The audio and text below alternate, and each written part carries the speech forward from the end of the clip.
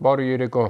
Վերջին օրերի կարևորագույն ինտրիգն էլ այսօր հանգուցալուծվեց։ Ազգային կոնգրեսի առաջնորդ Հանրապետության առաջին նախագահ Լևոն Տեր-Պետրոսյանը չի առաջադրվելու գարիք ընտրություններին։ Սրանով փաստացի 2013-ի ընտրությունների բոլոր հիմնական ինտրիգները սպառվում են։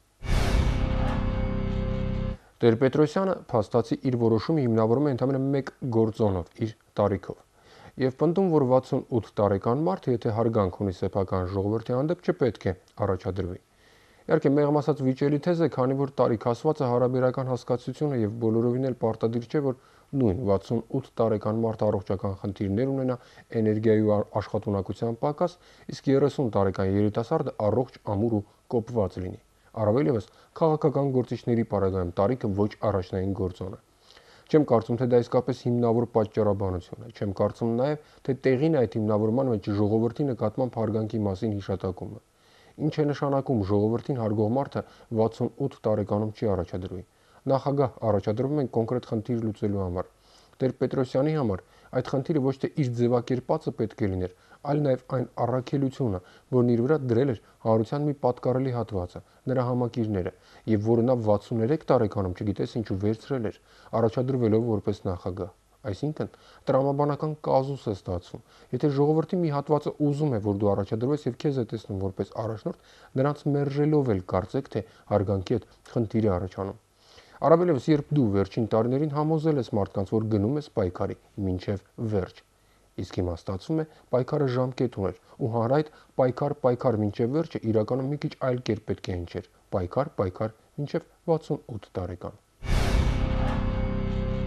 Մի քիչ լավ չեմ հասկանում նաև, թե ինչու հենց 68, ինչու 63-ում դա կարելի էր, իսկ 68-ում ոչ։ Հատկապես ինչ ֆիզիոլոգիական process-ներ են տեղի ունենում այդ 4-5 տարվա ընթացքում, որոնց արդյունքում դու հասկանում ես, որ չէ, հիմա չի կարելի։ Հիմա դա անհարգալից կլինի ժողովրդի հանդեպ։ Տեսանելի որևէ փոփոխություն կարծեք թե չկա, նույն մարդն է, նույն բոցաշունչ ճառերով, փայլուն հռետորական ձիրքով ու զանգվածներ առաջնորդելու եզակի ունակությամբ։ Հետևաբար, ինչն է փոխվել։ Կրկնեմ, ինչու 2008-ին կարելի էր առաջադրվել եւ դա հարգալից էր ժողովրդի հանդեպ, իսկ հիմա ընդամենը 4-5 տարի անց չի կարելի, քանի որ հարգալից չէ։ Եվ ինչու հենց հիմա։ Սա նույնպես չափազանց կարևոր է։ Կարծում եմ չկա որևէ մեկը, ով կասկածի, որ առաջին նախագահը չափազանց խելացի մարդ է։ Կարծում եմ, որ նա հաստատ գիտակցում էր, որ կոնգրեսի համակիրները նրանց միայն առաջադրման մասին որոշում էին ակնկալում։ Դա պարզից էլ պարզ էր։ Եթե նա իսկապես հավատացած էր, որ 68 տարեկանում նախագահ դառնալու հայտ ներկայացնել հարգալից չէ ժողովրդի հանդեպ, ապա ենթադրում եմ, որ նա այդ մտքին հանգել է ոչ վերջին 2-3 օրվա ընթացքում, ինչը մեղմ ասած լուրջ չէր լինի։ Այդ դեպքում, ինչու իր չառաջադրվելու ծրագրերի մասին նա ոչինչ չէր ասում մինչև վերջին պահը, նույնիսկ ՀՀՇ համագումարին։ Սա չափազանց կարևոր նրբություն է։ Բանն այն է, որ եթե կոնգրեսում գոնե մի կես տարի առաջ տեղյակ լինեին, որ իրենց առաջնորդը չի առաջադրվելու, իսկ այդ պարագայում կոնգրեսի համակիրների ոչ փոքր բանակը մնալու է առանց քաղաքական լիդերի, ինչն էլ կարող է վերջնականապես քանդել այդ կառույցը, ապա հանգիստ կարող էին կես տարի առաջ ուրիշ տեխնացու ընտրել ու զբաղվել նրա PR-ով։ Սա մեղմ ասած, այնքան տրամաբանական է, այնքան տարրական, որ որևէ քննարկման չի ենթարկվի։ Բայց Տեր-Պետրոսյանը արեց տրամագծորեն հակառակը։ Նա մինչև վերջին պահը, բարիս բուն իմաստով վերջին պահը, ձգեց իր որոշման հրապարակումը եւ փաստացի արեց այնպես, որ կոնգրեսը մեծ հաշվով առանց իշխանության տեխնացուին իրական մրցակից մնա գալիք ընտրություններով եւ ամեն ինչ դրանով վերջացավ։ Ամեն դեպքում, որքան էլ Տեր-Պետրոսյանի չառաջադրման բացատրությունները հիմնավոր լինեն կամ ոչ, պետք է հարգանքով վերաբերվել այդ որոշմանը։ Տեր-Պետրոսյանը մեր առաջին նախագահն է եւ դրանով ամեն ինչ ասված է։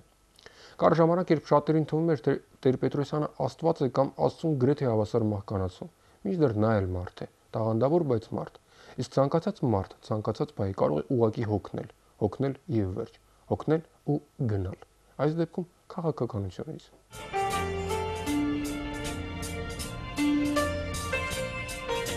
Я понял, в чем ваша беда. Вы слишком серьезны. Умное лицо — это еще не признак ума, господа. Все глупости на земле делаются именно с этим выражением лица.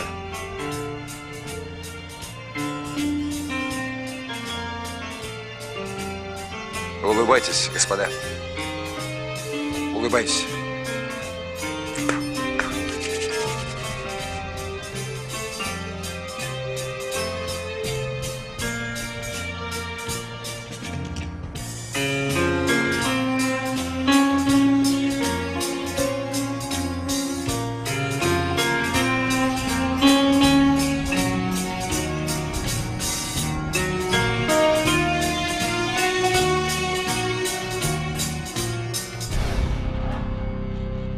Ինչևէ, 2013-ի նախագահական ընտրությունների թեկնածուական, ինչպես նաև ինտրիգայի խճապատկերը շատ ավելի հստակ է դառնում։ Շատերի համար այդ հստակությունը չափազանց ցանկալի վիճակ է, մյուս մասի համար միգուցե ամենաիսկական աղետ, բայց ունենք այն, ինչ ունենք։ Իսկ մարդիկ, ում համար այս վիճակը աղետ է, կարող են օգտակար բան անել, դասեր քաղել, հասկանալ իրենց սխալները, դրանց պատճառները եւ գոնե հիմա դասեր քաղել։ Առողջ եղեք։